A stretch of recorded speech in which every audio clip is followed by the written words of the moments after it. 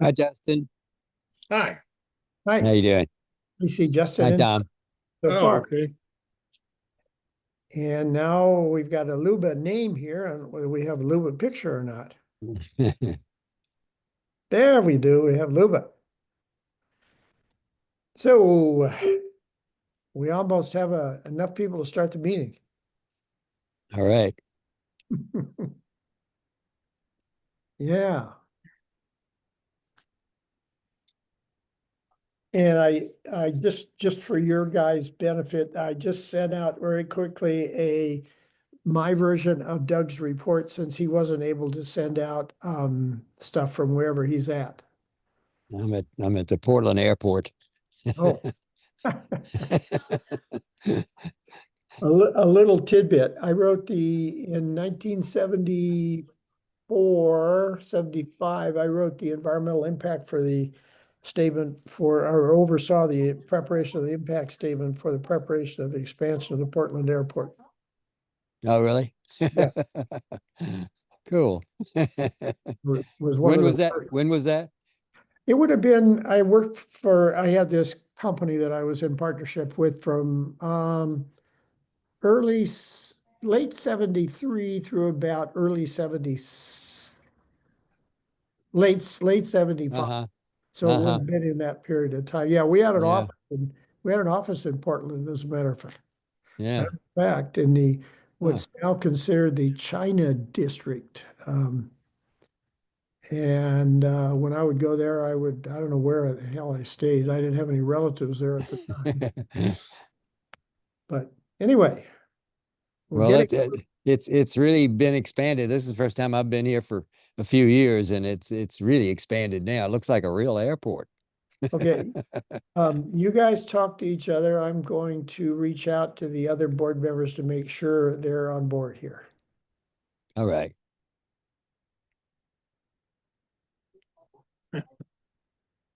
Hello, everyone. Well, I apologize. I sent out a report all nightly done, except I sent the wrong one. So I had to make a little apology and send the correct one, which is the stuff that Cindy and Luba and I discussed. Yeah, that's And I okay. got to update my email address for Sue Stewart's. It keeps bouncing back. So I'll correct that and send that to her. Okay. As far as I remember, what we discussed was three items: environmental group, Heather Cox discussion group, and the after services roundtable talk. And the first two suggestions, environmental and Heather Cox, we were discussing how to make a sign-up sheet to make sure that there's enough people interested in these groups and find out on what day or how often, once a month or whatever. As far as the after services roundtable talk, if my memory serves me right, it's after the second service, except for the Sunday when we have other activities. Am I right? Justin, you may correct me. Luba, my recollection was we were gonna try after the first service, or excuse me, after the first Sunday of the month. Oh, regarding which group?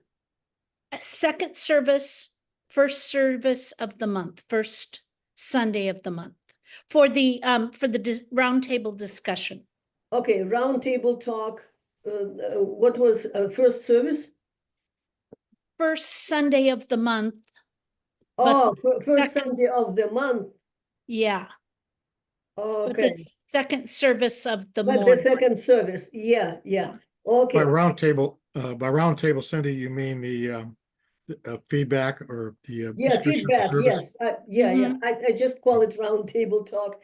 It's the feedback because people may not only give their feedback about the service, but will exchange opinions or whatever. Yeah. So just the after services roundtable talk. Okay. I'm glad that you two brought me up to date on that. I'll have you mention that if I make the report, I'll have you to make that little correction there or update.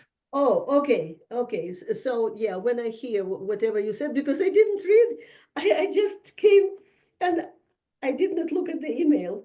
Well, I just sent that a while ago. I sent, as I explained, I sent a report. Unfortunately, I sent the wrong one the first time. I wrote this thing up about a week ago.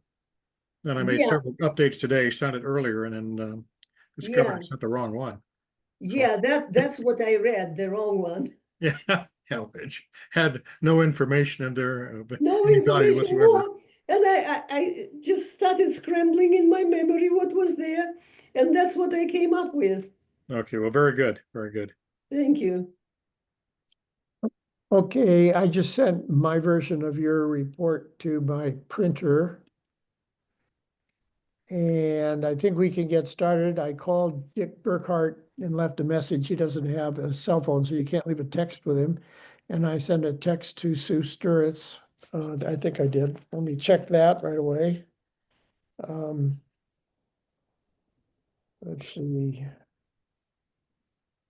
Yeah, I sent a text to Sue. So we have enough to start here. Hi, Todd. Hey, Todd, congratulations. Yeah. Are you saying that he survived 36 years? Survival, yes. Yes, wonderful, wonderful. Well, let's get started. We have a majority of the board here. We have all but Sue Sturitz at the present time. Well, we don't have, yeah, we have a majority. So we have a quorum to start. We have only Sue Sturitz and Dick Burkhart that are not here, but we have 5, and that is a quorum by our rules. So call to order. Okay, I've sent out the agenda. Are there any additions, amendments? Whoops, I'm getting a call in now. Hang on.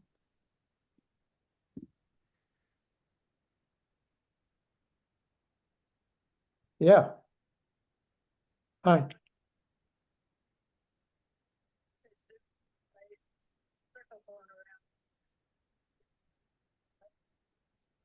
I don't see any invitation here. Can you go to the link that's in the weekly meetings? That's a link that works. Why that's not working, I don't know.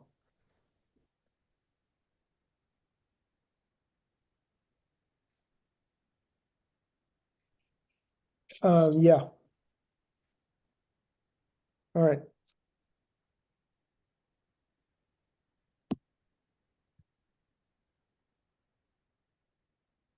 Okay, that was Sue Sturitz. She's having a little trouble finding the correct link. Hello to Mike Long in Charlotte.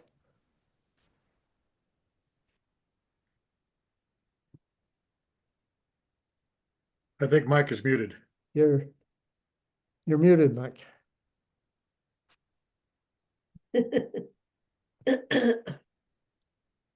You're still muted, Mike.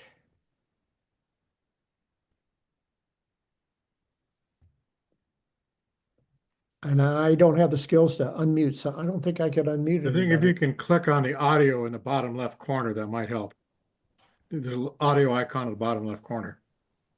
No, Well, Yeah, my computer was doing all sorts of weird things Okay. while you were talking. Okay. Well, It we had want about to, 6 things going on, and so greetings. yes, greetings and welcome. mhm. Um, We were just starting the minutes, just starting the meeting, and we were at the point of going through the draft agenda that was approved by our exec committee. So are there any adjustments, additions to the agenda that was sent out? Okay, seeing none, we'll use this agenda. And since we're not formally adopting it, we'll have some flexibility to move things around.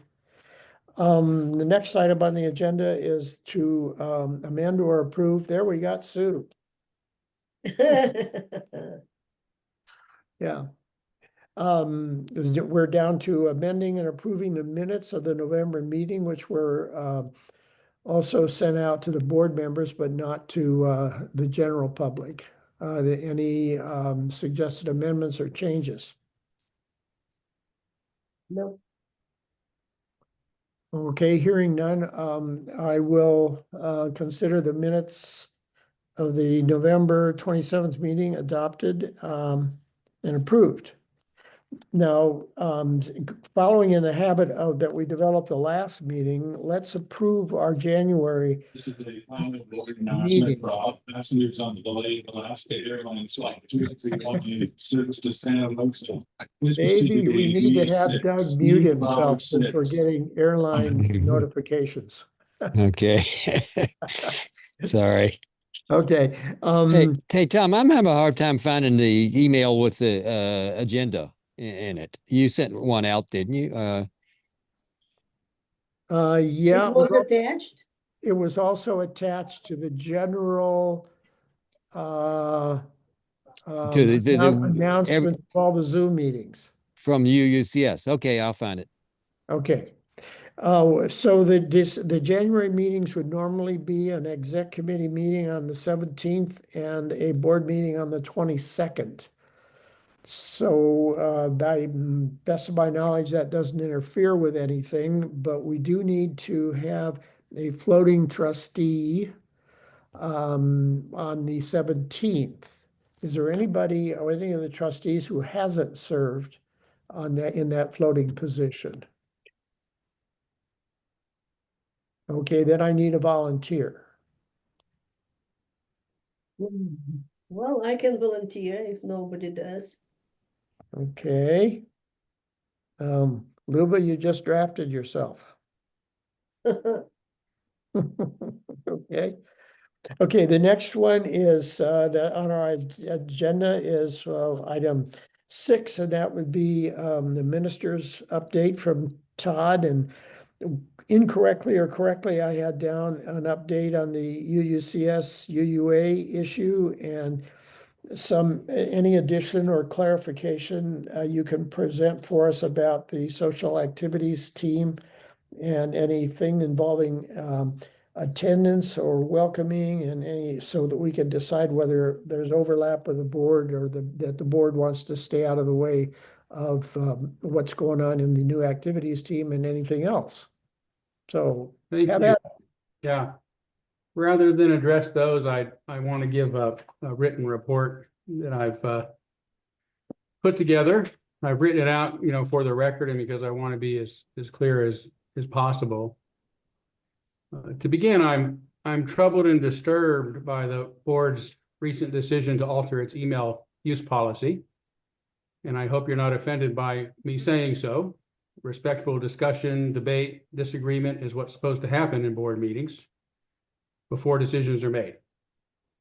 So what is not appropriate, I think, is to let such dialogue be stifled by those who might, threaten to walk away if they don't get their way, or to tolerate the continued violation of your own approved norms and policies by those who might say, I'm happy to break them and continue doing what I think is right.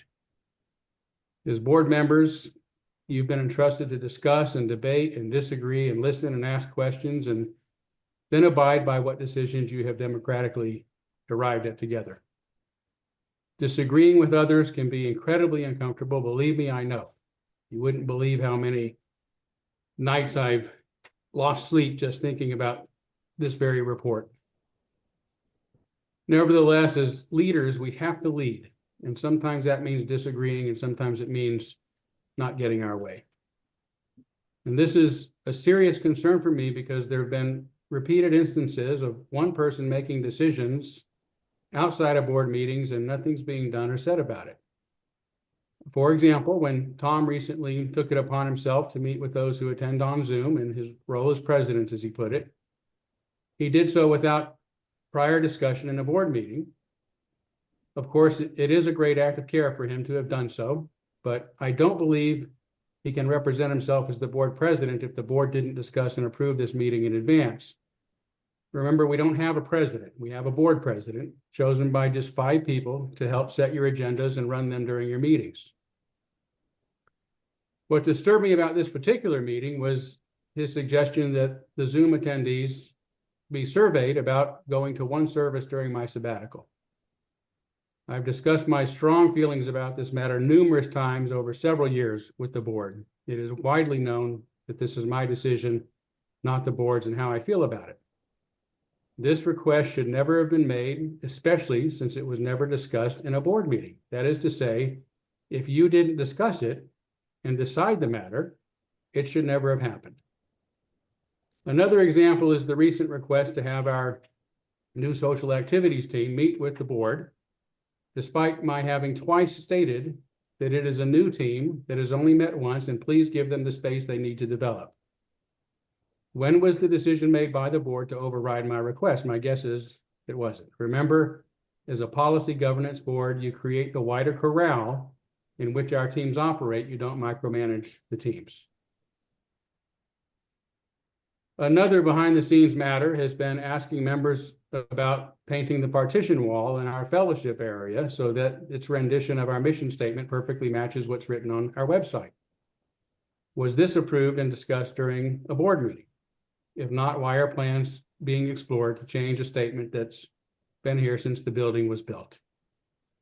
And is this board business? Not painting a wall is a detail, not policy governance. And I ask you to please pay attention to these sort of events and address them in your board meetings if you see individuals acting on your behalf when they are not, meaning matters you haven't discussed and decided upon during a formal, regularly scheduled board meeting. Confrontation can be hard, but that's what leadership sometimes means, and it's what you've been entrusted to do.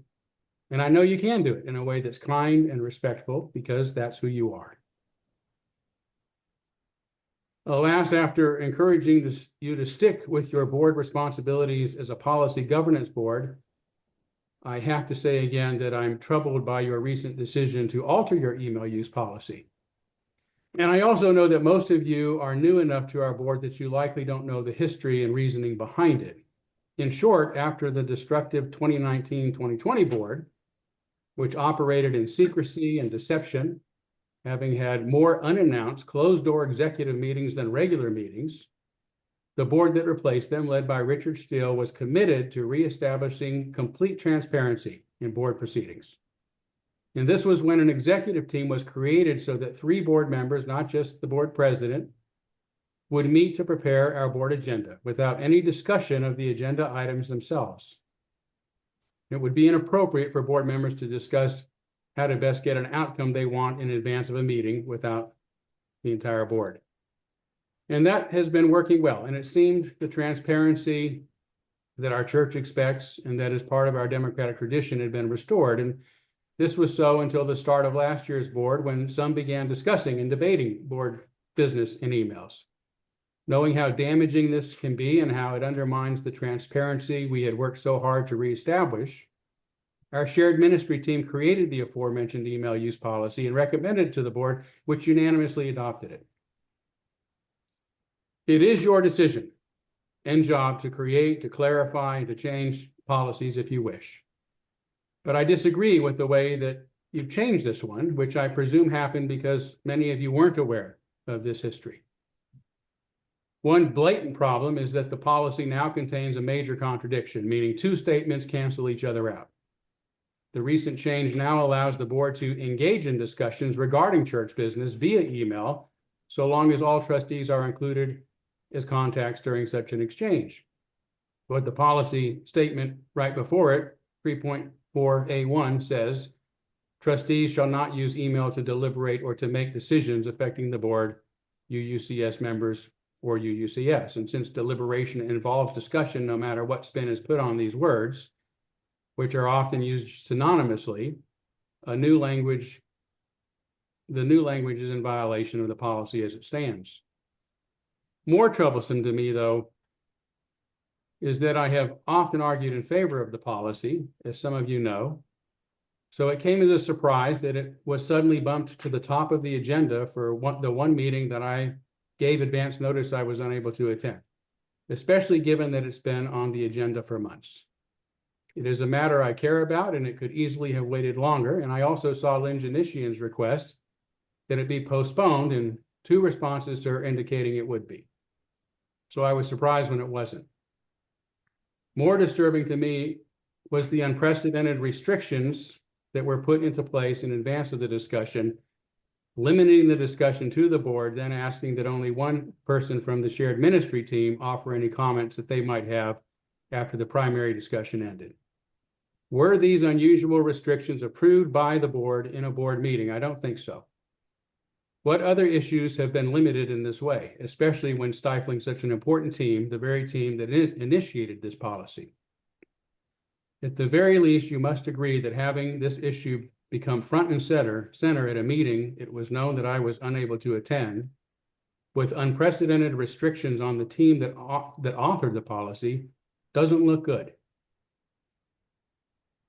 There have already been repercussions on the morale and health of certain individuals due to the change in this policy, but more so due to the greater issue of the board as a whole not making certain that any board actions or communications are first discussed and approved formally or informally in a board meeting, a proper board meeting.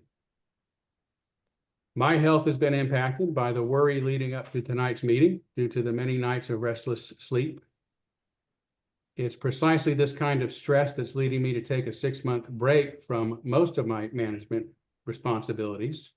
Although I'm now worried about what will happen when I do, especially given the recent inquiry into moving to 1 service while I'm away, which is not the board's decision and reflects some intention to cross into areas not its own while I'm taking a break. But I will not be gone for 6 months. The church cannot afford that. I'll be around and I'll be aware, and if I must step back into management, I will. Just preparing this report took my entire day. Time away from other matters that I should have been addressing and now likely will not. But I'm also especially concerned about the repercussions this decision has had on our irreplaceable operations manager, Rebecca Adams, especially on her morale. I've been asking for months that our board communicate to Rebecca solely through Luba Johnson, who is your approved liaison to the operations team, and that she only communicate what has been decided formally or informally during an official board meeting. This has not been happening. She frequently receives emails making requests upon her limited time regarding matters the board as a whole did not request or address. Since the changes to your email policy, she's received more than 50 emails from Tom, only 2 of which fell into her responsibilities. Imagine coming into the office on Monday to find 15 to 20 such emails awaiting, which has been the case for her, when you already have much to do and you know what it is you're supposed to be doing. Rebecca wishes to be helpful, but she is understandably overwhelmed. In our conversations, which I repeat with her permission, she has used terms like, "I'm blue in the face repeating myself. I've never been in this situation before. I'm miserable. It feels like harassment. This has been a nightmare unlike any other board but Susan Bernig's, maybe even worse." Most of these emails end up being emails that she and sometimes me are simply copied on, but we still need to look at them to before knowing if they are legitimate or not. Some of them would take time to respond to, including coming up with information we really don't readily know or have. There are also some emails making suggestions as to what we ought to do with our time. Some of them are good ideas. Some ideas we've already considered as our operations team, and some are simply bad ideas. Whatever the case, we know what our jobs are and what we ought to be doing with our limited time. We don't need new ideas. People who have ideas should make them happen themselves. As a board, please keep this in mind. If you are working on a list of ideas for someone else to execute, you're wasting your time. You'll need to execute them yourselves, but it'd be better if you focus on big picture policy governance matters, which is really your job. So I bring this up not to single out any of you or to make anyone feel bad, and certainly not my friend Tom Mosier, who I love and has been working tirelessly, too tirelessly in my opinion, nor anyone else on the board. I bring it up rather because I know you are caring people who don't want this troubling situation to continue any more than I do, let alone any more than Rebecca can continue to bear. So difficult as it is, I'm bringing it up because you need to know what's happening before you can do anything to correct the situation, which I know you will, and I thank you in advance for doing so. And some of the fault is mine for not having addressed these concerns sooner. And this is due to my own discomfort with confrontation, having felt the painful sting of doing so far too often in my life. For my failure as a leader, I apologize to you and to our congregation, which ultimately bears the worst consequences from inadequate leadership. I also apologize to Rebecca, whom I've agonized about over these matters, but done too little to address it until now. But tomorrow is a new day. Everyone is informed, and now we can all do better together.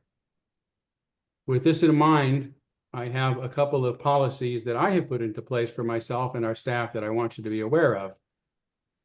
Firstly, I've instructed them, especially Rebecca, not to respond to communications from board members that do not come through Luba, who is your official liaison to the operations team, and that have not been approved formally or informally by the entire board during a board meeting. And please do not ask us to try to distinguish between your role as a board member or a church member. That's not so easy to do. Secondly, neither my staff nor I will engage in email conversations about business that hasn't been discussed in open and transparent, regularly scheduled board meetings.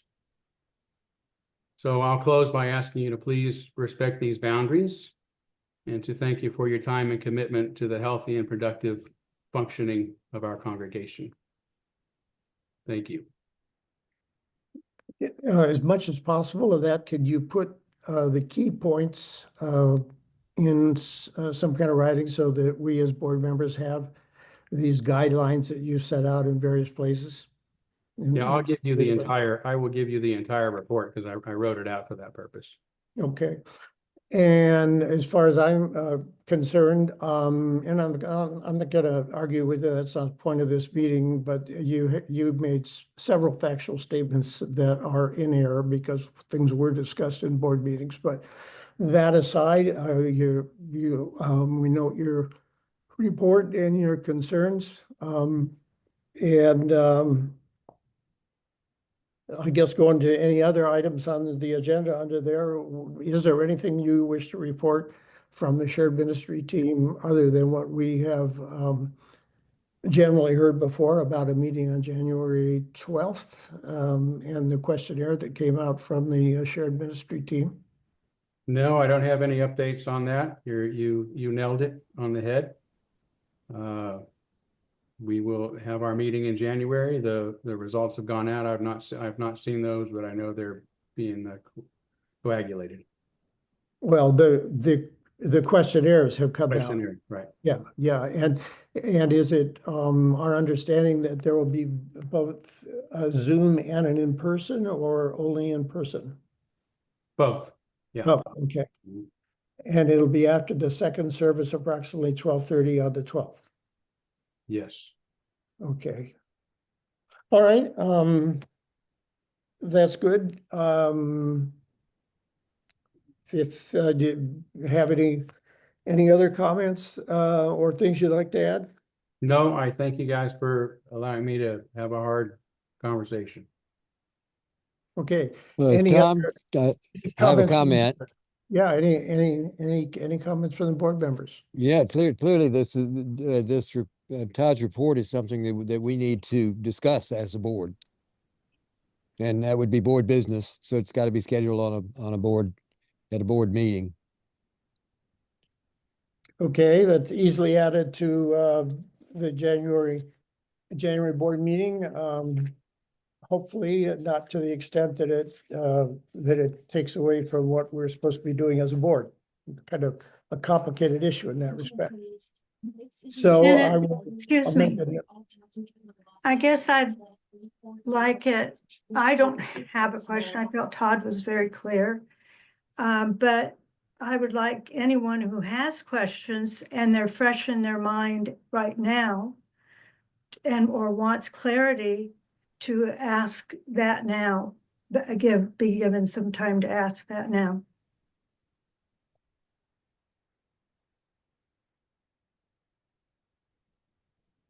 Any questions?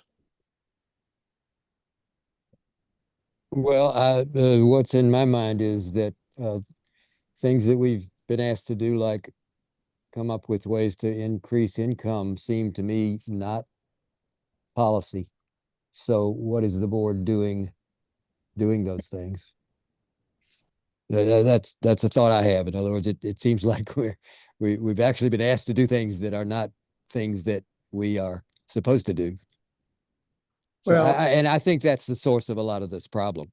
Well, that is probably what we need to discuss, because there are so many things that the previous board recommended that we do and that we have attempted to undertake, and to do it in an hour and a half meeting once a month is quite frankly just ridiculous. So we have to figure out some way to work around, doing some of the things that were our board objectives. And I guess, for lack of a proper time and length of time to discuss that needs to take place in another meeting. And, trying to clarify some ground rules and guardrails of how do we accomplish the things we are kind of expecting ourselves to do. And, to try to figure out how to do it. And when we've only got about maximum 24 hours a year to do all this stuff in that we were expected to do. So that'll be part of the discussion. Well, one idea that occurs to me is we may need another retreat at Todd's house to, because it's just not possible to deal with this in these short meetings, it seems to me. Well, Enough said. Yeah. Well, that's an idea, a special or a special board meeting devoted solely to these issues. And again, give some thoughts to this kind of stuff. And when we have a broader discussion, I'll try to set aside a half an hour in the January meeting, and then we can decide whether we need some other meeting of another retreat or a separate board meeting. Yeah, and then there's the fact that we cannot even consider Todd's report except in the meeting. So I see an impossible situation. But enough said. Okay, Well, I'll shut up now. well, having similar feelings. Yeah, I mean, I look at past boards and they've, I haven't had anybody say they weren't meeting enough, Now, one thing that was really different in the past few years is when the board took on major projects, which is what it's supposed to do, the visionary guiding principles document stuff. They put together sub-teams and did have additional meetings to work on those things.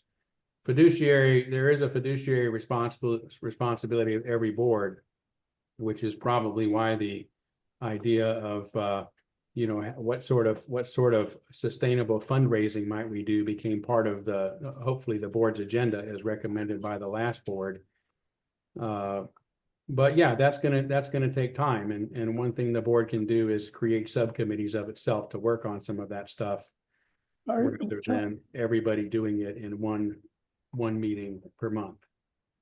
Todd, are you aware that that's exactly what we've done? That appears to be the source of some antagonism. We've set up 2 subcommittees, and they have been meeting and bringing reports back to the board, and all their communications are being shared with the board. I mean, someone's going to have to come up with a better plan, because we've been doing exactly that.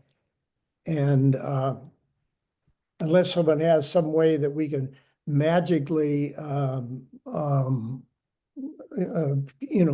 mentally communicate with each other without there being any record anywhere, I don't know what the hell. Well, I mean, you can do that, right? The policy allows you to pass information for preparation for board meetings, that kind of stuff. And yeah, I am aware you've been getting some of those reports during your meeting. I think you'll get one tonight if I'm read Oh, the agenda correctly. well, we have had it in each meeting.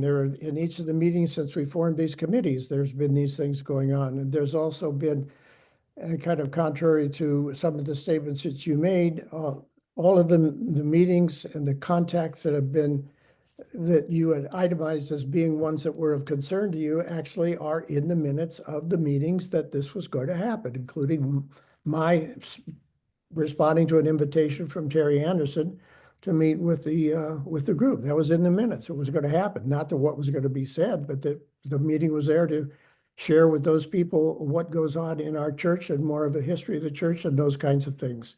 So again, I prefer not to get in a prolonged discussion, but if I sat down with what you wrote, I would end up with an awful lot of marginal comments. I can tell you that. I'm sure, but in that particular instance, Tom, I will apologize to you for making that assumption, wrongly making that assumption. I made a comment. Yeah, any other comments? Yeah, Tom, I think maybe part of it is when you have subcommittees working on something, they need to be doing most of their work just among themselves and not copying everything to everyone else. I mean, at certain points, when they'll need to inform the board or whatever, but maybe they need to not involve everyone in all their communications. That may be part of the issue right here. That could be. Yeah. That could well be part of it. In my life, in my other life, and including this life, not keeping people informed is a lack of transparency. So, and I know that's involved a lot of emails, but that may be a solution to cutting down the emails. Most of the emails that have gone to Rebecca, and of course Todd is a trustee, so he's included in the trustee list, but going to Rebecca has been to try to keep her informed about things that we're doing that may affect what they're doing in administration. So anyway, we'll figure out a way to sort this out. May I add something? Sure, go right ahead. Well, I understand that this board is not completely, but still new, and it's going through a learning curve.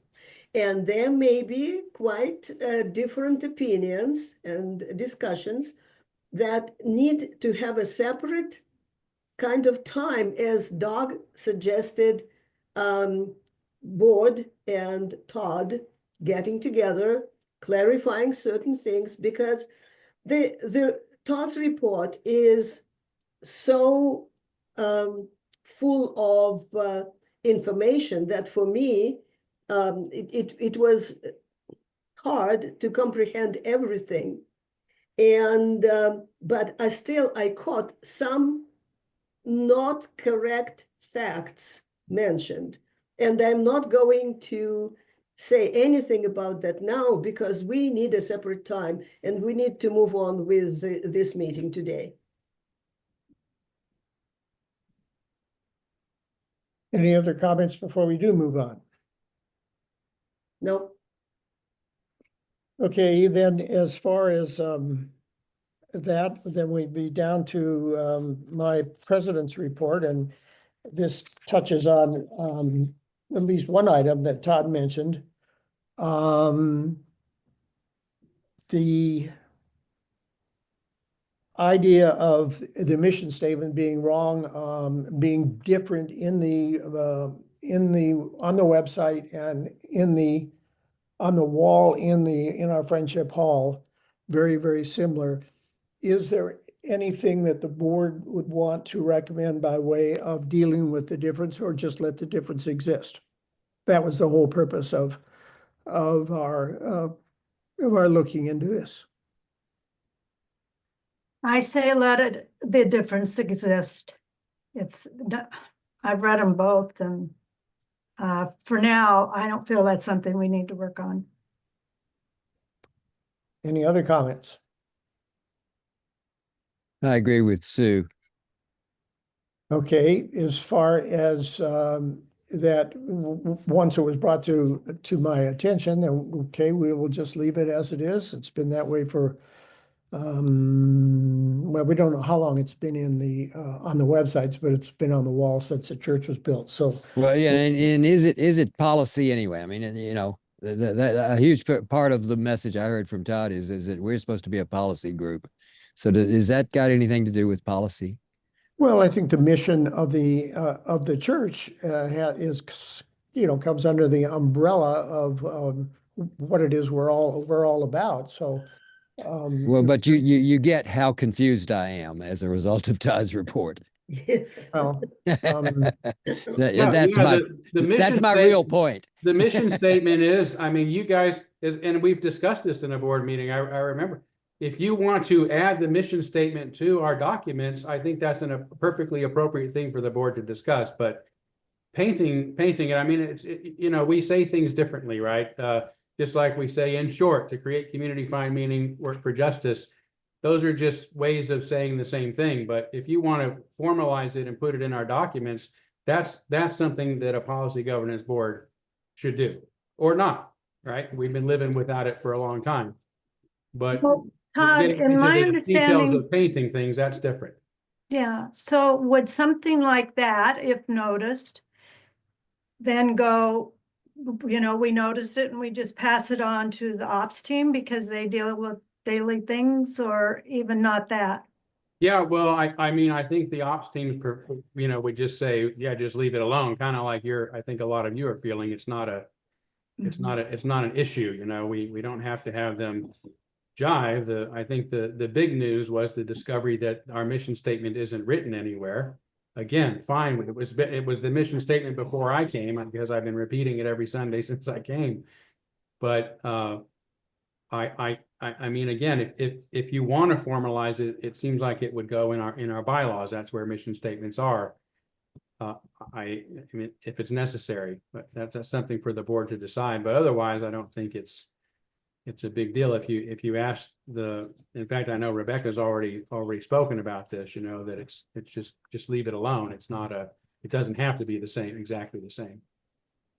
well, it was, the reason it came up was in response to, an inquiry from one of our members. So the, response back, what initially was, we couldn't find one, but because it wasn't marked on the wall that it was a mission statement, and, it was hard to find in our old website, but it's a non-issue. But I see your hand up, Dick. Did you have a comment? Yeah, well, I just feel that it's not a big issue now, and when it becomes a big issue, then address it. For example, if there's a serious move towards to put it in the bylaws or some other way like that. There's when the issue really comes up and we have to deal with it, we can just Okay. have it on the back burner, because I think there are more important things to deal with right now. Okay, then it's a non-issue. The next thing, in previous board meeting, I mentioned that I was going to, reach out and inquire of community radio, KYRS, whether they would entertain, any kind of a public statement or our underwriting of a program. Primarily because Rebecca had told me in the past a number of times that, public radio wouldn't do that. They weren't allowed to have anything to do with the religious organization. So, but I learned that community radio might. So I, not as a board representative or a trustee, but as a member, I reached out to them, but I'm also keeping the board informed. And, I did meet with the manager, and, they can have a statement that we would have as an underwrite. And, actually, there's a short, like a 15 to 20-second underwriting message that has been drafted, and I want to, my intention was, in fact, I sent it to, the operations team and Rebecca the morning of their board meeting, so I'm sure it didn't get on the agenda, but I'd like to, as a member, I would like to underwrite the cost of it, which is about $312 a year. And I'd like to bring it to the operations team to see if they would, agree to have the name of the church used in that way, and if they would agree that that's, another possible way to attract new attendees. So I intend to do that for the January ops meeting. So just informing the board about that. And on the update of the apartheid-free concept, the board agreed to not take a position last meeting, as was recommended by the Social Justice Coordinating Council. But the board did agree that the council could bring this before the congregation at the annual meeting. And because of the new policy that we passed last board meeting, that motions that would come before us to end up on the agenda of the annual meeting, I sent them a suggested one sentence motion for them to look at and reword or do whatever and come back to the board with a motion to address the apartheid-free community or congregation at our annual meeting. So I expect that they will do that, since that was their commitment that we should do that. And I also said I would follow up with a contact with the Pacific West region of UUA that had a number of concerns, because I get invitation as a president to sit on a president's meeting for involving various churches. And when I went there and looked at their stuff on community, on security, we're pretty much in the ballpark. We're doing what seems reasonable for for our community, and that's that we're trying to, as you all know, probably as ushers, we're trying to lock the congregation doors once people are in, and are watching our lobby area, including the area that feeds the religious education unit. So it seems like we're dealing as best as we can under our circumstances in our environment, and they didn't have anything else to add to that. And I don't have anything else to add to that unless anybody has any questions about what I've reported.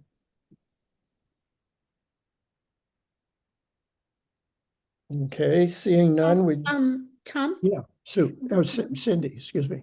Little question, and I may be lagging just a bit here, but in your conversation with KYRS, do you get to have any choice about which programs your announcement might be attached to or be preceding or following?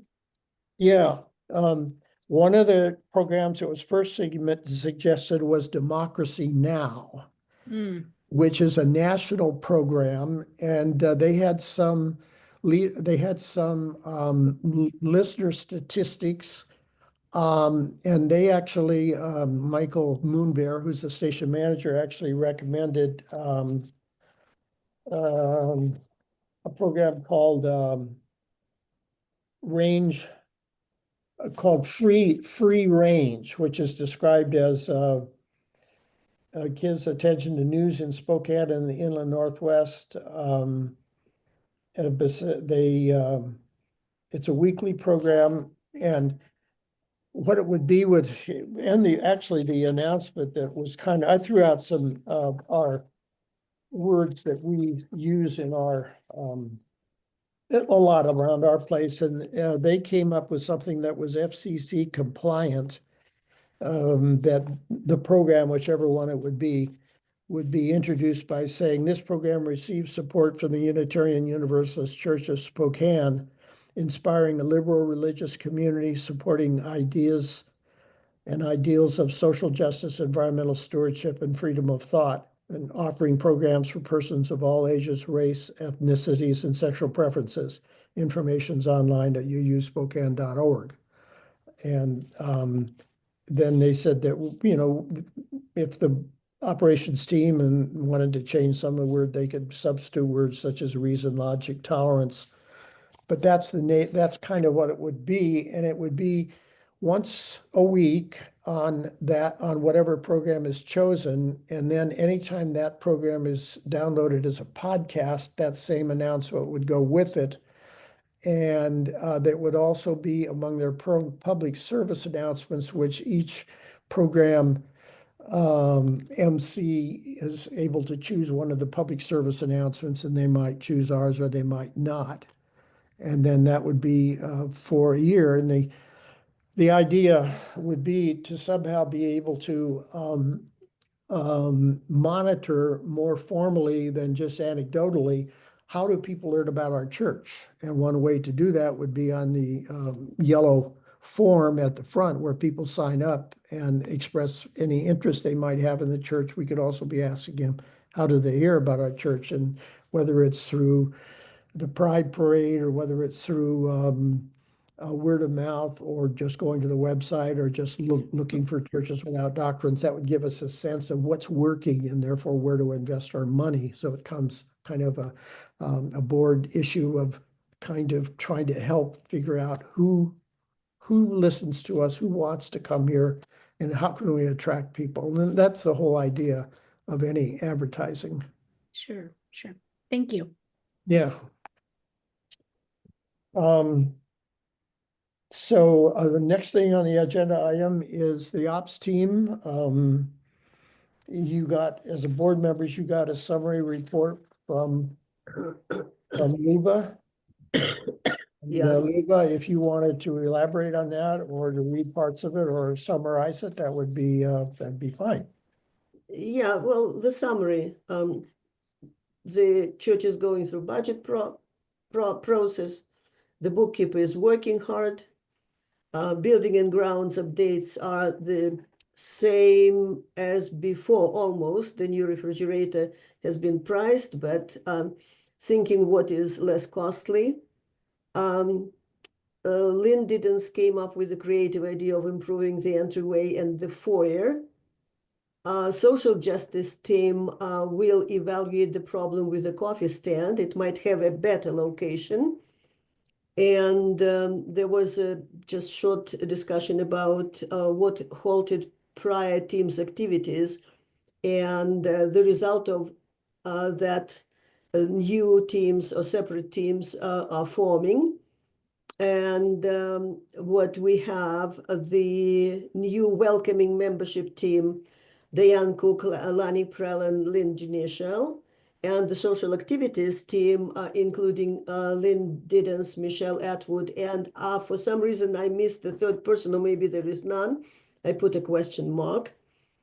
So, and also as it was stressed out again, the importance, clarification that any of the groups or teams are self-governed. The ideas offered should be discussed, implemented, and so on, who is offering before doing anything else, any further steps. Approved either by the board or the operation team, those groups will report to the board or to the operations team, and the latter will keep track of all the teams. So we are still in the process of just setting foot into the activities organized by these teams. There was a suggestion to create after the sermon podcast, which is different from a complete recorded service. This way, the people will go to the website to listen to the podcast, as well as not excluding, the other people will be coming to the church in person. So Michelle is going to see to that. So this is the brief summary. Okay, I have a couple clarifying questions. Does anybody else want to jump in first?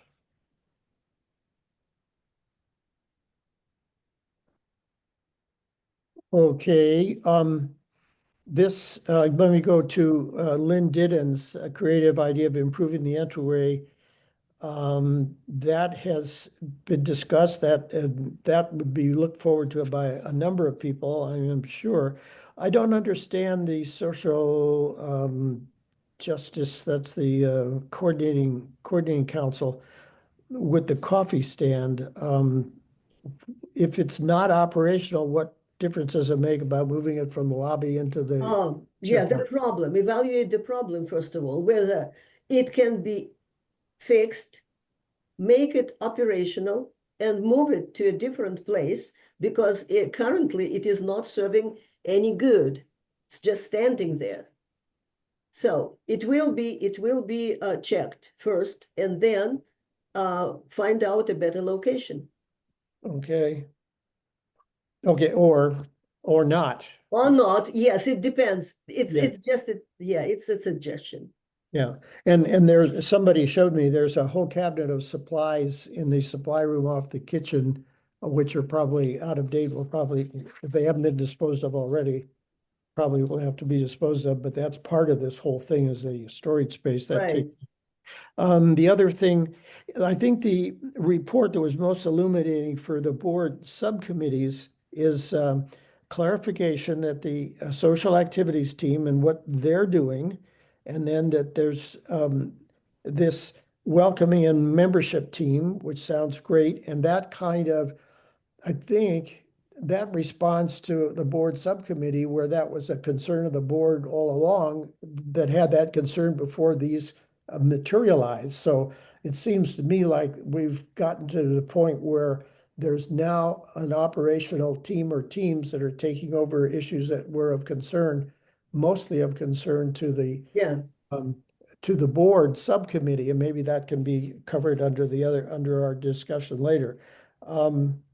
Well, before you leave that, Tom, Yeah, did I just hear 4 names, Luba? You had Lynn and Lonnie on the membership end, and On the welcoming membership team, Diane Cook, Lenny Prell, and Lynn Denisha, and that's it, because these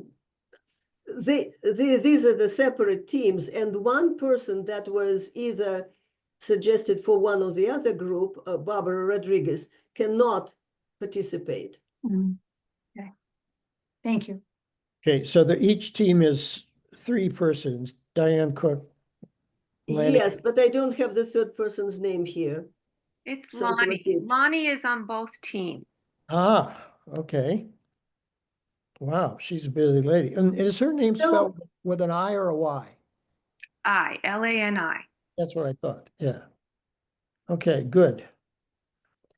Any other, well, I have one more comment down below under the, a couple of things about the liaison and the operations team. The bylaws clarify that the operations team has to be one who recognizes a new or a reorganized team. That's clearly stated in the bylaws. So that the board doesn't have anything to do with recognizing teams. That's all up to the operations team according to the bylaws.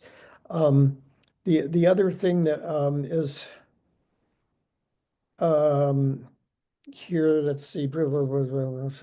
So anything that we would recommend, a board subcommittee or the board would recommend as by way of forming some kind of a new group, would have to really go to the operations team. And the other thing is, in the bylaws, the liaison to the ops team is the definition, and the definition of that responsibility is for the liaison to report from the operations team back to the board, just as you've done here. But there's discussion that I don't quite understand about the liaison being the representative board thoughts to the operations team, the other way around. So that's something that we're going to have to sort out, as to whether the liaison can actually perform the other way around, the information flow going the other way from the board to the operations team, as opposed to just from the operations team back to the board. But any other comments about the operations team report? Okay, the next thing is a treasurer's report, realizing it's not the end of a quarter, Dick, but is there anything that you have you'd like to share? Nothing new. Okay, Let's see, I guess. Is there someone gonna make a report on the auction, official report on the auction?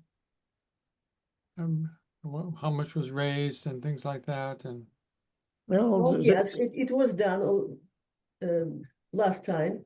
yeah, I think it was done last time. okay, We were like, what, 17% over the goal, Mhm. a little over $6,000. mhm. 'Cause I don't remember receiving that. It'd be nice to. I'm on somebody's list for that, I think maybe I got it out of the sun, wasn't it in the sun? Maybe that's it. Yeah. Okay. Well, then item 10, and this is that we are expected to prepare some board priorities for the budget purposes. And we had a list last meeting of possibles. And this meeting, we were to come back and narrow it down to 3. And unless anybody else has any other suggestions, I would suggest that each of us identify our top 3 without a priority and have our secretary, Cindy, keep track. And then when we're done, if we each express our 3 that are most important to us without prioritizing them, that we would end up with a list of from the board in that respect. Anybody else have any other suggestions or alternative ways to arrive at 3 from the board? I guess we're just gonna email them to 3 from what I gather. Well, I'd like to do it in this meeting because she needs that information out of this meeting. Okay, So I would start off with, let me find mine here. Uh, Tom, are these in any particular order? Well, we had a list, and I was just gonna go down the list of ones that I had suggested. And, But I mean, your 3 choices, are they weighted at all or just 3 choices? I suggest, so it wouldn't be so tedious, it'd just be our 3 choices without priorities. And then if you're keeping track of kind of a vote, that you would then have a list of the ones who are most important to all of us. That sounds good. I would have I wish these were numbered, I should have numbered them, but the non-pledged income enhancement as being one of my top 3. And that certainly has budget implications in that it would improve our income line. And my other one of the 3 would be outreach to the community at large to attract others to UUCS. And that would be why whatever means could be done. And of course, I've already made some outreach as an individual to KYRS, but maybe there are other means. And some of them may have budget implications if it has a cost associated with it. And the other item to me was to figure out a way to increase the funding of our capital reserve fund. Those are the 3 that I would like you to note from as my votes for the top 3. Okay, got it. So any other board member want to step forward next?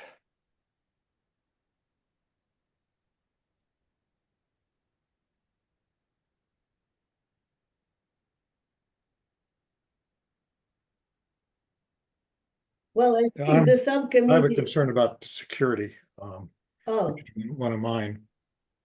I don't know how big an issue it is, but it seems to me like we should have some sort of budget for things that can go wrong. Like for instance, a person having a heart attack in the middle of a meeting or altercate where some outside rowdies from the outside or theft of our property, and so on. These are things of concern to me. Well, how would that have a budget? How would, Because you have to set money aside for some things like cameras or things of that nature. okay, so in expenditures that would increase our security. Expenditures to increase our security, yeah, and deal with other things security related, like someone having a heart attack or stroke in the middle of a church service, or a child getting, child having an injury in the middle of playground activity or something. Yeah. Just some money set aside to deal with these things. Okay, the ushers have instructions about how to deal with certain emergencies, how to call 911, where the first aid kits are. and things like that. So we have some things already in place. Whether we could do more, that would be, that's not on the list we had before, but you could add that, Cindy. Okay. All right, just, Do you have any others off of that list that would be have income implications? No, I just have a comment, because the one suggested outreach to the community is already in the works and has something to do with finances. I mean, this radio, then it's probably a done deal, or that's goes out of the question. The non-pledge income enhancement includes the three suggestions that were the result of the subcommittee brainstorming. And even though they directly do not impact on the income, but they can enhance the income. And that is what Justin was sending a report about. So Yeah, Luba, did you want me then to kind of put a check mark for you by the non-pledge income and outreach to the community at large? Yes. Okay. Yeah, yes, yeah, Cindy, these go are ahead. 2 check marks. This is what I think important. Okay. Did you have a third? I didn't. Okay. And Dick, you have your hand up. Yeah, I had a thought, I don't know how many of you listened to Peter Morales's talk last week, which touches on a lot of these issues. And he looked at how churches across the board are losing membership, and it seems like it's not the up and coming thing among the younger generation. But what he came to the conclusion is that a lot of forces in our society are sort of driving us apart in many ways. We do everything individually, or Zoom and everything else, all kinds of social media. We do all kinds of things more individually. Yet he says at the same time, there's a deepening, there's a hunger for deeper community. You talked about having a deeper spiritual community. He says all the evidence is that people are looking for deeper community, but don't know how to find it. And Peter himself did not have any answers, definitive answers. He said, we're going to have to try things and see what works. So I'm thinking here in terms of the budget and outreach to all these different things. Keep in mind what could deepen community. Mhm. Dick, did you want to add your name to any particular effort on that list? Not right now, but maybe Okay. later. Cindy, I would like to add my name to the importance of the increase the capital reserve fund. Okay.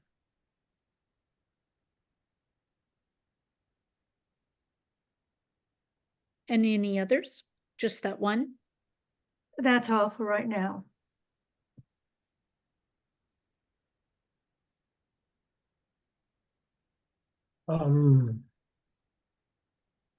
See, who haven't we heard from? How about you, Doug?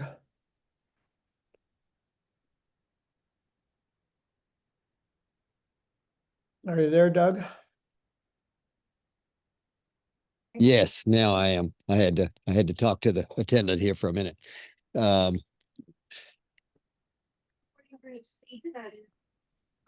me try to get back to the list. Anybody else go first, and I'll be with you in a minute. Tom, I will say, I couldn't find that list anywhere. Could you send it to me again? I couldn't find it in any of your emails.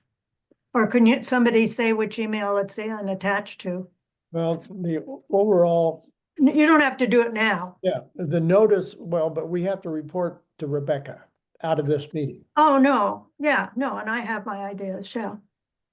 Well, okay, it should have been attached to the notice I sent out for the meeting that had about 4 or 5 attachments to it for this meeting. Okay.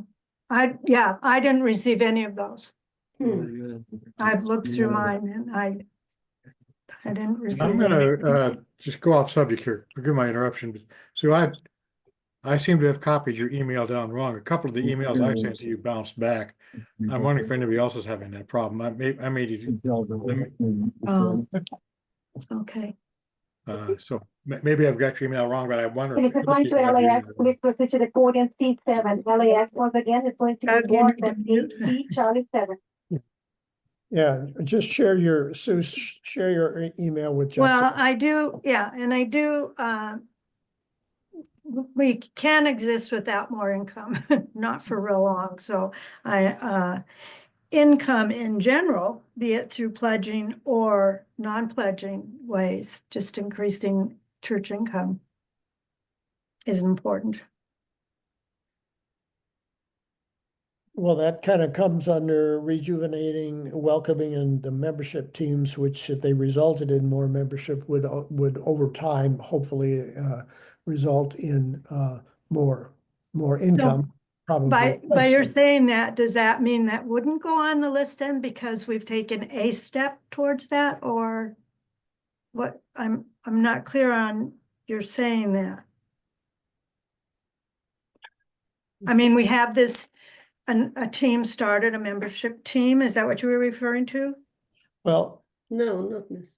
that was on the original list, that it would possibly have budget implications 2 ways. One, it might take money to attract people, but in the long run, it may generate more income as we got more people that were in a position of being, paying friends and/or new members. I thought right now we were giving 1 to 3 suggestions, 3 if possible, just to get those down. We weren't going to Yeah, 3 discuss is them really. But three is trying to get them there, and there was a list that everybody should be working from. yeah, my point is that twice now things have been suggested, and then you have pointed out that, well, we've done this and we've done that. I would like to see a list generated of 3 things, and then we can kick them out. But let's have everybody at least do 2 to 3. And then we at least have a list. Would it be helpful if I read over what was on the original list? Would that be helpful? I have it here. Oh, you have it. I'm gonna say yes to Cindy because I think we're floundering around, not knowing exactly where we're going. I think maybe Yes. Cindy gets us back on track. Okay, so these are possible board budget priorities for the 25-26 fiscal year. Non-pledge income enhancement, increased in-person Sunday morning attendance with activities to attract in-person attendance, rejuvenation of welcome and membership committees may be combined, generosity campaign kickoff / annual dinner with incentives, wine and entertainment, mobilization / enhancement of virtual, remote members, attendees, and possible integration into overall UUCS community. I'm going to read that one again. Yeah. That's a mouthful. Mobilization and enhancement of virtual or remote members and attendees, and possible integration into overall UUCS community. Oh, Yeah, it's a mouthful. The next one, outreach to the community at large to attract others to UUCS. Greater UUCS presence in the community. Update strategic plan. reestablish music director and choir, increased funding of capital reserve fund, and firewise treatment of trees in southwest corner of property. That's the list. Some of it on the list already has been implemented. Some of it is in the works of the operations team. And so we are talking about the things that would affect the budgeting and suggested by the board or being important for the board to pursue in the coming year. Is that correct? Yes. Well, not exactly. The whole purpose of this exercise is that when the budget team puts together the budget, does the board have any priorities that they want them to emphasize, either income or expenditures? And as Rebecca has told us a number of times before, we have such a scarce budget that there probably aren't very many areas where we could have a board priority. When we had a lot of income, there was a chance for the board to have some of its priorities. But right now, if she has any money left over after we pay the rent and keep the lights on, what are the board's priorities? Yes, that will affect the budgeting. Yeah, income or expenditures. Yeah. Yeah, so that's what she's after. Well, Yeah. I would say one thing, I really like the idea of enhancing the generosity kickoff and all that. And that would possibly bring in more money. We used to make quite a big deal out of this, but we haven't for a while. And we had a team that took care of it. Well, I think that was done nicely this year. The generosity. year? Yeah, that was well done. That's why there was an increase. Okay, can I not suggest that then? Well, it's on the list, so you're just Okay, yeah, prioritizing one of the that's- items on the yeah. list. It costs money to put on a dinner, and it may also generate more income. So it's both a possible Yeah. expenditure and an income. But if that's high on our list, then that should be something that goes to should go to Rebecca and the team preparing the budget. It seems to me that cutting, I mean, income versus expenditure, it seems to me like we have a hard time cutting expenditures much more than are already cut. We're practically bare bones now, if I understand the situation correctly. Yeah, I think it's far better to work on it, generate income than it is to try cutting expenditures, which have already been cut. Therefore, ideas to me would be things like other groups who meet, which could generate a constant income. In other words, somebody else who has a okay, different agenda. I don't know, they're a square dance group or something.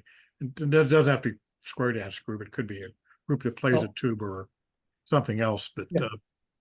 that that's rents all. the space on a regular basis. Yeah, that's all under the umbrella of enhanced income. So, In and that case, it's enhanced income for me then. Yeah, we're way over our estimated time for this. So do you have any conclusions, Sydney, from what's been said so far that we could recommend and serve up to Rebecca 3 board priorities? Yes. We have Tom, Luba, Sue, Justin, and Cindy all mentioning increasing the non-pledge income. So that would be number 1. Okay, The outreach to the community at large, Tom, Luba, and Cindy. And increase capital reserves would be number 3, Tom and Sue. okay. Would you put that, and God forbid, in an email and send that please to Rebecca, that those are the board's priorities? Yes, for- I will. And I'll copy the other board members, correct? Well, that would be my recommendation, but But I wouldn't Rebecca mind did ask, having it. but Rebecca did ask for our board priority, so we're responding to her specific request. Okay, And then number 11, very short on that.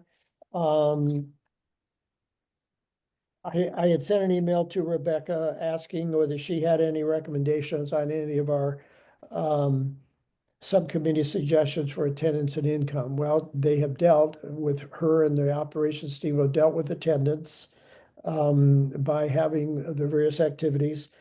And with respect to income, then she's asking us for that. So that's kind of a moot point, and she was overwhelmed with the auction, so that issue is kind of taken care of. And under old business, we've been talking about it now quite a bit, a discussion 12.1 on the agenda of referencing what can the board do regarding increasing income? And this was a report that would come from Doug Deaton's little subcommittee in which we had dealt with that subject for the last 2 meetings through our board subcommittees.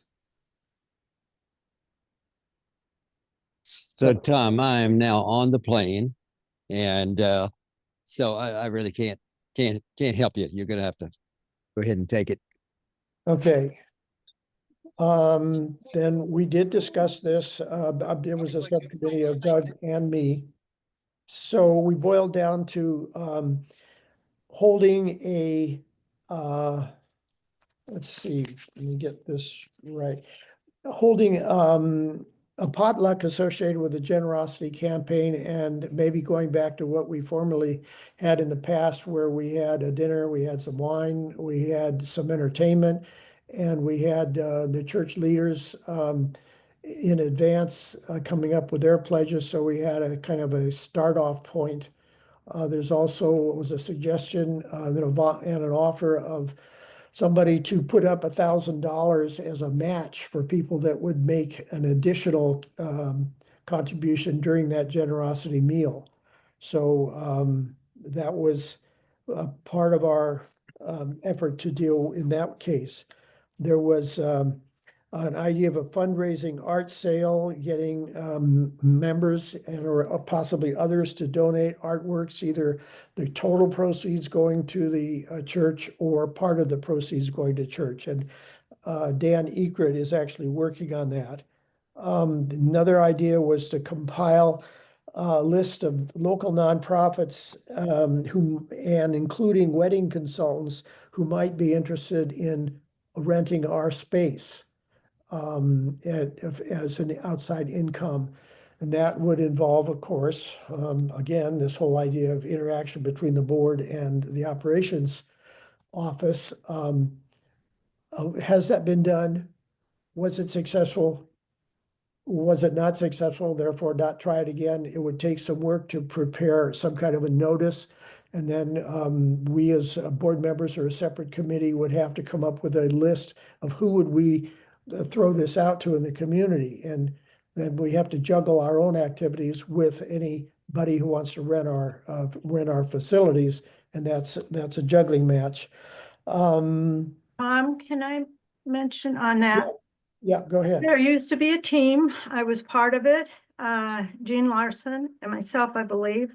And that would take a whole other team. It takes money to generate flyers and things like that and rent table space. There's a lot more expense to that than we realize at those wedding venues that I recall. But they are good avenues. Yeah, and you have to have somebody, which in the past, as I recall, at these events, you had a paid person that the organization paid the person to oversee the event, see that they cleaned up properly and all of that. So that's somebody. We have all of that now, yeah, and We the rental processes have been professionalized for a couple of reasons. One, that the team sort of fell apart a few years ago. I won't say it fell apart. You guys had done your duty, Sue, and we never were able to get another team to take it over. But beyond that, the state has stepped in and really restricts the kind of renting that we can do. We can do very little commercial renting to any sort of commercial organizations now. Everything has to be for nonprofits, which or church related events like weddings, those sort of things. It's not, you know, we can't rent out our kitchen, anything like that for very long, only a few hours a year. So Rebecca has all that. She keeps track of it, and she manages the contracts, and with every contract comes some sort of agreement around what we call facilities host, somebody who will make sure that things are cleaned up and put away properly and be there to help people, you know, get what they need, that sort of stuff. So all that comes with the process that we now have in place. How about the wedding consultants for a non-church member who wants to come in and have a wedding there, whether you're officiating or someone else officiating? Is that okay with the state, or is that verboten also? Yeah, that would be probably forbidden too. I'm not 100% sure on that, but I think it would be forbidden if it's a business. Yeah, we can't even allow somebody who like teaches yoga classes to use our space. I mean, if Jane Doe wants to have her wedding there, Mhm. but the wedding consultant person is the one who connected Jane Doe with our church, Yeah, so. yeah, they could do that, just as long as we're not renting our space, you know, for the consultant's business or something. Okay, is that something that could be, you know, was there any way that a subcommittee of board members or individuals could help Rebecca prepare something that would go to wedding consultants, if that's an avenue, or do you think she already does that? Yeah, I mean, somebody would probably have to do that. It's not something I'm sure she has time for.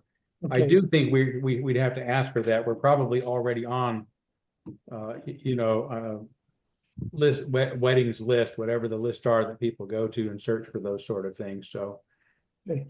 So without bothering her any more than, you know, this is this delicate dance here, how do we find out well, it's whether? not a delicate dance. I think what, you know, what you do if you have these kind of questions that are operational questions, that Luba can come to the operations team meeting and say, hey, we have a list of a few questions we'd like to know, you know, what about renting, you know, the wedding business or whatever. Okay. And we can address that stuff there. If it's pressing, again, I would just ask that Luba, you know, Rebecca will recognize there's an email that's come from Luba, and the board is wondering this or that. Is it something that Rebecca can help with? Okay. The next item on this list was simply asking other, through the Sun or some other special communication that would go out, does anybody else out there have suggestions about how we could increase income, non-pledge income? In other words, instead of just 6 or 8 or 9 people talking about it, could we involve the greater community in ideas? That was one of the things. Tom, the way I'm reading that, it says like monthly.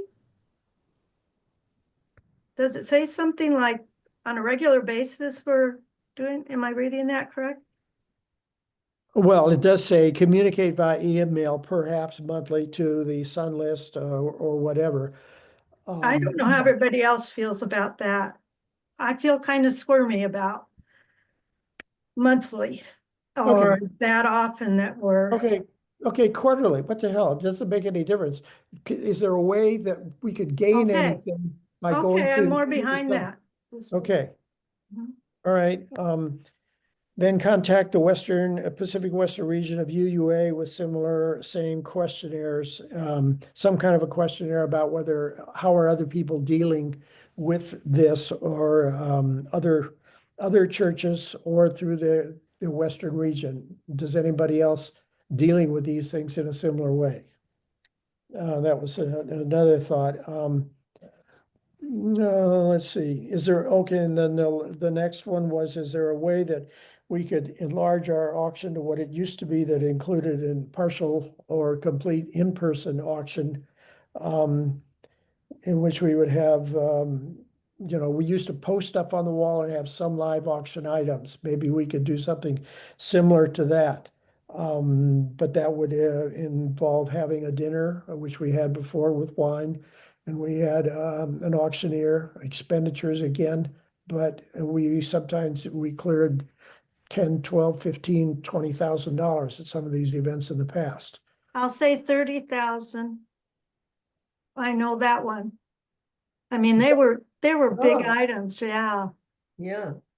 Well, that was another item that we came up with as something that could possibly enhance the outcome, the income. The other idea, which actually came from Rebecca when she and I had a conversation, was outreach tables at farmers markets, similar to what we do at the Pride Parade.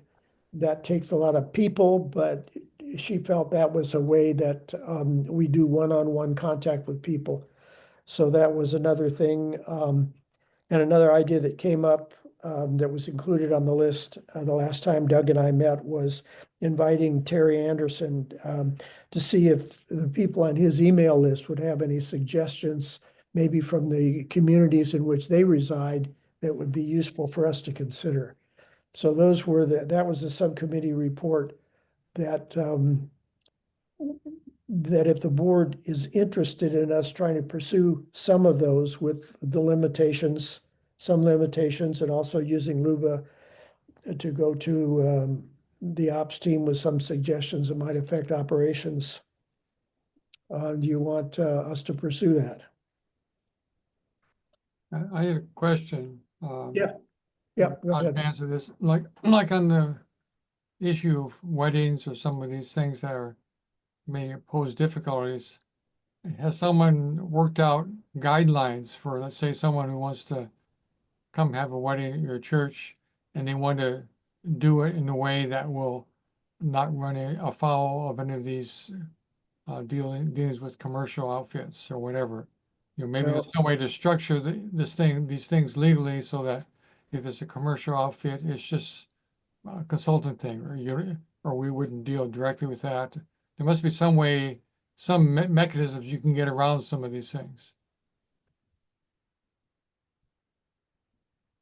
Well, it sounds like a lot of that's already being handled from what Todd said and what my recollections are from the past, that a lot of that is handled through Rebecca and by way of who she rents to and what kind of arrangements they make as far as cleanup, setup, and during the operation of any event. So I think that's under control. Well, I guess maybe I wondered how well Yeah. it's known to the general public as to, if someone just tells them, oh, you can't go to a church, are people in the general public going to know there are ways to work with the No, church? no, they can go to a church for weddings. We can do weddings. That's part Okay, of the function of church, I yeah. just want to make sure that there must be standard ways to work around the objections. Well, we don't have to work around it. It's Okay. okay for people who want to get married to go to a church and the church can charge them.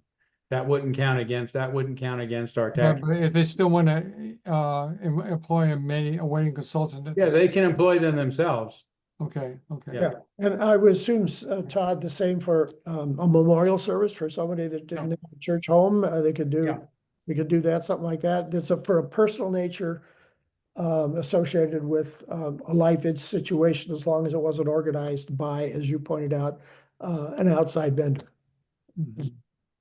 Right. I mean, it can, I think it can even be organized by an outside vendor. As long as we get paid, we don't care who's organizing it. The real restriction is, again, professional, I should say non-religious services, right? If we rent our space, like we used to get quite a bit of money over the years from various people who were starting restaurants or not restaurants, but catering businesses.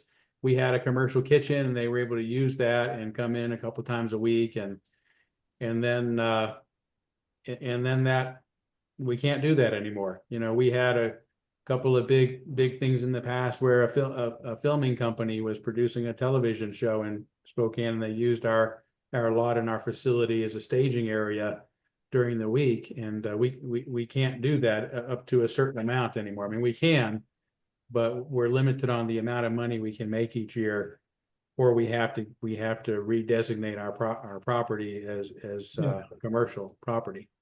Yeah, did I recall in a conversation with Rebecca that she said if it was a 501c3 nonprofit organization that was putting on an event, Planned Parenthood or Spokane Mhm. Alliance, that we can do that kind of an organization? Right. We Okay, can't, but we have to keep in mind, unfortunately, that a lot of those nonprofits don't have budgets to pay a lot of money. So oftentimes we do it, you know, as a charitable act to organizations that are like-minded. We just ask them to pay our expenses. okay, good, well, and that would, yeah, so we'll work with Luba to come to, the operations team to see if there's any way that we could help with a compilation of a list of, possible nonprofits that we could, you know, let them know that we have a rental, that we have a spot they could use. And see if there's anything that we can do to enhance what already goes on and not further burden Rebecca and the staff. Thank you.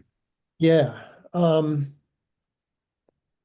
Let's see, then with regard to the discussion about increasing Sunday attendance, of course, we've got a lot of work going on already through the operations team that got started after we put this on our agenda back in July. But Justin, you and your subcommittee had a summary report.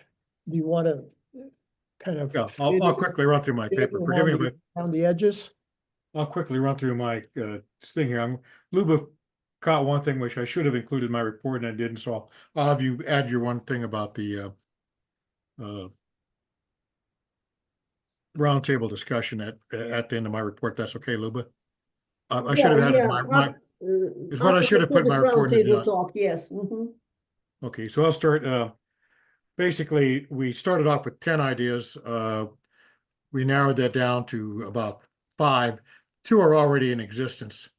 One was the dinner, which is done by the activities team, which is already operational. We had our first one last week and it was successful. The second thing is Lynn Janician has her poetry group that's already operational. It's working. There's nothing much for us to do there. It's done and it works. We had 3 other ones which we suggested, which I'll bring up. One was the after the service feedback group. Another was the Heather Cox Richardson discussion group. And the third one was the ecology and environmental group. We had another one, the engagement group we dropped because you can have an engagement at the beginning of each meeting where people introduce themselves. Like the people if there was an ecology group, each person would talk briefly about themselves for about a minute and what their interest is. So we dropped the engagement group. The group that seemed to have the most interest from what I gathered was the environmental and ecology group. 2 ladies talked to me about that after the last service, that they would like to see such a group. I'm interested in such a group. That's 3, and I'm sure we put the word out, there's 4. So there's a lot of work there, a lot of interest there. My own idea was dealing with computers and malware and teaching people to deal with, but that's something I can run myself. I'd be happy if they want to start that, but if they do not want to start that, I'd be happy to start that myself. So basically, there's 5 groups, the 2 which already exist and 3 we're adding. Did your team discuss how it might be, how the board might help make this happen?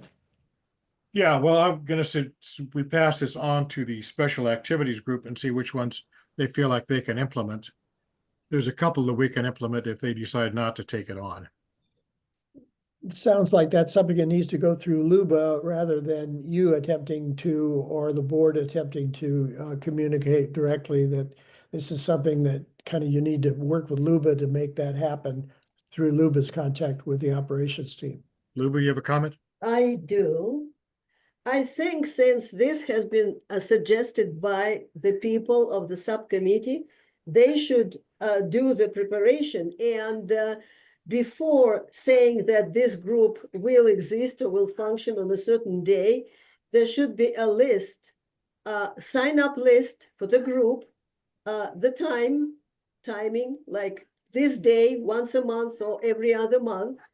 And we shall see how many people are really interested and will be attending this group before we call it the functioning group. As Okay. far as the, Heather Cox discussion group and environmental one. As far as the after services roundtable talks, that can be like the first Sunday. No, yes, the first Sunday of the second service designated and on a trial basis, just on a trial basis, see how it works. When we try that, when we see the sign up people and so on, then we see that it works. That's how I envision. Okay. Jean has a question. Lynn has a question. Well, actually, I have a comment. I think that's spot on, Luba.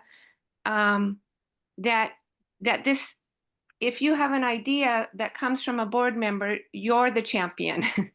So you're the one who, and you just give it a try. That's exactly how the poetry group got started. I went to Lisa Conger and I said, I think it would be so great if we just read poetry in a sharing circle. Let's see if anybody's interested. And we put it in the Sun, and we've had anywhere between 6 as our smallest group and probably 15 as our largest group. Now, does this generate income? No, it doesn't generate income at all. So it brings people to church. Yes. Not for the service, though. Many of those people come after the service. They watch the service at home. So I'm not sure exactly what your goal is, except to have a particular activity. If your goal, though, is to bring people to church for the service or to generate income, I think you might be on the wrong track for that. This is simply, hey, this is something I think that would be interesting because we had a couple of people interested, and you may or you may not. Yes, but it will create community. It will create community, and that is a wonderful thing. I would very much caution you about giving that list to the activities team. That's board members Yes, yeah. going out Absolutely. of their scope. That's Yeah. not your scope. That's what I meant. I would really, as far as the roundtable discussion goes, I'm just really itching to get that going. And what I envision is a placard on a table in the Friendship Hall, a pulpit announcement, meet at the back of the sanctuary if you'd like to have a discussion about today's sermon. I would shepherd it to begin with, encourage people to grab a cup of coffee, sit down, share your thoughts, discussion. We have an hour and we'll be gone. But beyond, 3 or 4 times of doing that, I would hope that it would kind of take root. And it doesn't need anything more than people sitting down at the table with the intent to share their thoughts on the sermon. Yeah, that's good. Or I suppose any other topic they want to talk about. Initially, I'd like to kind of confine it to your thoughts on today's sermon, sort of thing. So it doesn't go like crazy and into politics and, who Well, knows. I think it's important to note what Lynn said, that the way theirs got started, apparently, got notice of it was in the Sun. So taking advantage of posting something in the Sun would be a way. And And it doesn't have anything to do directly with income. If it ultimately resulted in increased membership down the line a year from now, that might have an income implication. But the sense is, as Luba said, a sense of community, getting people wanting to get together and visit with each other. Exactly. Yeah, I might say something too, is I've been part of the, most of the Zoom groups after the services, which is really what you're talking about. Yeah, And they always start out with, you know, who wants to say something about the service. But, you know, the topic can wander and it's almost always interesting. But, you know, generally, we've not had a big issue with getting, you know, deep into partisan politics or controversial things. But, you know, sometimes somebody will just, some random thought will lead to some, you know, relate, something maybe related to the service, but not just the service. And that's, you know, you get some synergy there of Mhm. things just sort of popping up that people are concerned about. And that's, in the Zoom rooms, that seems to work quite well, in fact. Good. Good. yeah. Okay, So, I'm questioning, well, where do we stand now? Is Luba gonna bring our suggestions to the social activities group or let them implement? Where do we No, stand? no, No, No. no. Yeah. just announcement in the Sun newsletter, and then creating, as Cindy said, the table. And that's what is going to be on a trial basis and see how it grows. And as far as Heather Cox discussion group and environmental, again, could be announcement, it could be a sign-up list, I don't know. I'm not sure which one is better, or maybe both. I think maybe a sign-up list, but that's my opinion. Yeah, sign-up list works always better. And even if we have several people, like 3 people on sign up, that will be the sign for us that probably it's not going to work. Well, I think we Where have, would you have that sign up? Oh, in the back of the church, where usually we have some kind of tables that sign up for this, sign up for that. Can see Lynn, because Lynn saying, you got to do better than that. I think you got to do better than that. Yeah, I think if you have to have a champion, you have to have somebody who says, I'm going to start a Heather Cox Richardson support group or talking about group, because that's what I want to do. Yeah. And you find one other person who also wants to do that, and you put it in the Sun and you say, this is where we're going to meet. If you're going to have lots of meetings in the back of the Friendship Hall, you're going to have a lot of people walking around and getting up and just getting coffee. It won't be like we're going to sit down and do this kind of activity. You might want to get a room that says we're going to meet at this time to talk for an hour at this place. Right. Yeah, I agree with you. Yeah. Yeah, and Cindy's response is when Todd gives his notices, if Todd has a notice to read, then that's a short notice of 15 or 20 seconds from the pulpit also. And then it's going to take a matter of repetition of 3 or 4 months of trying this before, and I suppose that's the way it was with the poetry group too. It wasn't actually, we never got it announced from the pulpit, but No. it's on the announcement board, right? It's in the Sun and it's in the This Week at Church. And that's always, in fact, most people see it there. They see it that day, they're sitting in church and it says Poetry Circle at. Yes. Yeah. And we intentionally set it up so that there's just no homework, there's no rules, there's no requirement to sign up and show up or do anything. It's just, if you want to do this, come. If you don't, don't. What was the board you referred to, Lynn?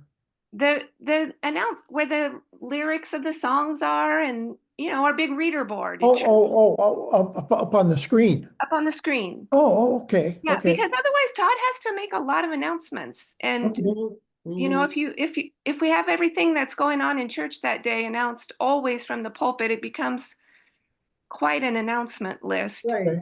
Okay, good. And if it's listed up on that reader board, people will see. How does it get up there? Well, if it's on the, if it's announced in the Sun and it's a regular thing, so it's like a Today at Church thing, I would imagine it goes with Michelle.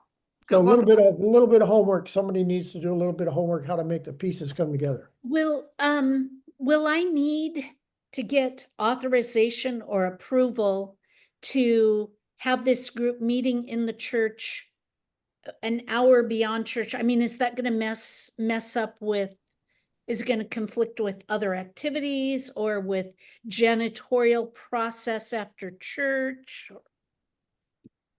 Actually, I've talked to, I might still get the name of the lady who cleans up, but, Kelly, Shelley, thank you. But she doesn't think, I've already talked to her, she doesn't think that's come up much of an issue. She said more or less to me, don't worry about it. I don't think, at least probably for 45 minutes or maybe an hour. And I also point out that, we've already got people willing to start and champion certain groups. Cindy's already expressed interest in starting the discussion group. I have interest in both the computer group and the ecology group. I'm willing to lead or start both of them. One or both. So the answer to the question, is there conflict with the janitorial staff? No. so you may need Do to, we have leaders? Yes. you may need to coordinate which Sunday you do it on and Well, whether, that we have to do. If she takes the first, I obviously don't want to conflict with her. So, you know, right. And the other thing is, if you're talking about a round table, typically we don't have round tables out there. So someone's gonna have to make sure there's a round table out there. Yeah, well, we can put some smaller card tables together or something. Yeah. Yeah. Okay, so And I might say also that when they do the Zoom rooms now, those are only last a half hour. So the you, half hour. Okay. yeah, so you might want to, an hour might be a little long because you have the service and everything else. Half hour, maybe 45 minutes, maybe. Yeah, Yeah, I've thought of extending it to Zoom groups, but it Okay. requires you bring in a computer and have cameras and that type of thing, and somebody familiar with the setup. okay, so we've got to discuss this one, and I think that people have a sense of direction about how to go about doing some of these things. The other item on the agenda, if I could, was this idea of a shadow treasurer. I've asked both Rebecca and Todd if anybody as an individual comes to mind, and there was no response on that one. So the question is, does the board think that we could get anywhere by putting a notice in the Sun to try to have anybody step forward that had accounting background that could be an actual treasurer in addition to the designated treasurer on the board? Or how should we try to approach finding somebody like that?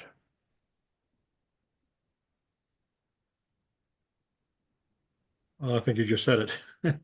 Okay, and while hearing no response, I will put something in the Sun to try to attract that. The other thing is, we've had the last 3 years, we have not had an actual accountant or CPA person, and all the products get done, but it maybe puts more of a burden on Rebecca and other staff people than maybe that's what we need, is some relief from that, but it works. But obviously it's an added responsibility on the staff. Someone else has said, well, how much can the finance team do? Well, finance team is Dick, and Bill Milkill and Donna Borden Rhodes. And so, and in the board description, it says the finance team is supposed to work in concert to prepare a budget, but it doesn't said that have anything to do with trying to find a shadow treasurer with accounting background. So we don't have any relief in that direction. So I will write down and see about putting something in the Sun periodically, maybe quarterly or something like that, to try to identify somebody with accounting with an accounting background that might be willing to step forward. Then we're down to, we're way over time. It's 5:51, but if there's any member input, only Non-board member here is Lynn. Lynn, do you have anything you want to jump in on in the little short amount of time we could have for a member input? No, not really, guys. You're in a really tough position. This is hard times for every church. And I think Dick was spot on talking about, I know that I saw some of your faces at the NAUA Academy event with Peter Morales. So I don't, I don't have a whole lot to add. I feel like there's a little bit of always a disheartening feeling when we're talking about finances. And I don't think there's a whole lot of ideas out there in many churches. They're all in the same boat we are, and we're all looking for new members and people to bring to our church. I think you're on the right track to get people to create community, find meaning, and live justly, more so than we are to get rich. I think it's a different day and time, and some of the things that worked so beautifully in your past, in your glory days of auctions that raised $30,000. Those days are just behind us now, like bowling leagues are. Yep. So, I've been to auctions recently, like the State Faith Action Network. I think raised, I went to their dinner, and they had a Spokane section there by Zoom, as well as the one in Renton, and they ended up raising something like $150,000. Oh, yeah, And they're not a little church though. but they have their perennial guru and donor Rick Steves, the travel guru, Sure. and every year he gives $50,000 matching grant. And but this year there was another guy who just stood up and no one expected and said he was going to pay $25,000. Yeah. And then went down from there, and they ended up with a lot of money, and they had a really, really powerful program, and the technology has improved so much that the group in Spokane was pretty small, but they were almost like they were just part of the larger group. And I think that one of the things that I have seen, and I really notice this, there's a different mentality in this day and age where things are really much more transactional. What can I get? If I'm going to pay you money, what am I going to get? Rather than what am I investing in? And that is just simply a different mindset today that I people think the have. churches, though, like Uh, I got the feeling you with, want to invest in a church, right? You want this, we right. all, of course, we all want this church to live on in forever. But it's a different world right now. And so we're all in this together. We have to remember that. But beside that, I would like to say one other thing, if you don't mind. I'd just like to take a minute to share some of my, I mean, I was deeply concerned last month too, when Todd was not here. And I don't want to go back and talk all about that right now. But what I would offer you, one thing I learned more importantly than anything I ever learned when I was on the board of trustees in a very troubling time in this church was the advice we got because people were coming to us for all different reasons. They came to us with ideas they wanted us to implement. They came to us with their concerns, their issues, their grievances, their things they were mad about, their people they didn't like, or even great things. We think you should do this. We used to do that, blah, blah, blah. And some of them were wonderful and most of them are not. But at any rate, if you can remind yourselves, all of you, when somebody comes to you with anything, if you can ask yourself two questions. One, is this a board item? First, ask yourself, is this board related? And if it is not, it needs to go off of your plate. The coffee cart is not yours. right? Potlucks are not yours. Teams are not yours. Mhm. One service, not yours. Music, not yours, right? If it is yours, it goes on the agenda. It goes directly on the agenda, or it gets brought to that agenda item setting, that agenda setting meeting, and it gets put on the agenda. Never should a person, any one of you, should never go to that agenda setting meeting with an agenda in place. The agenda gets set at the agenda setting meeting. And you could have really short meetings, actually. But right now you're grabbing at anything anybody comes to you with. And so there's not a real clear focus because people are coming to you with things that they used to do and lovely ideas from 1994. and they were lovely and it worked. And it was fun and it was great, but it's not 1994 anymore. These are totally different times. And every church in this community, including INUUC, is suffering. They're all having the same problems. So we're all outreaching for the same people, and it's a small community. And church is not a high priority for people. Right. So those two, I mean, really, is this ours to pick up? Yes. Then let's talk about it at an open and transparent board meeting. If it's not, let it go. And direct the person to a team or ask their question to Rebecca, but don't pick it up. You don't have to pick up what color the paint walls are or any of that. Because you will be burdened and it won't be fun. It's not joyous and fun. And this should be joyful. We're all here to serve this church and keep it rolling as long as we can. It's dying. Peter Morales says so. We all know that. We just don't want to really, we don't want that to happen. But in the meantime, we can sing like the Who's down in Whoville, right? If they're going to go down, they're going to come out singing. Yep. So, Yeah, I wanted to say something too about your earlier issue about,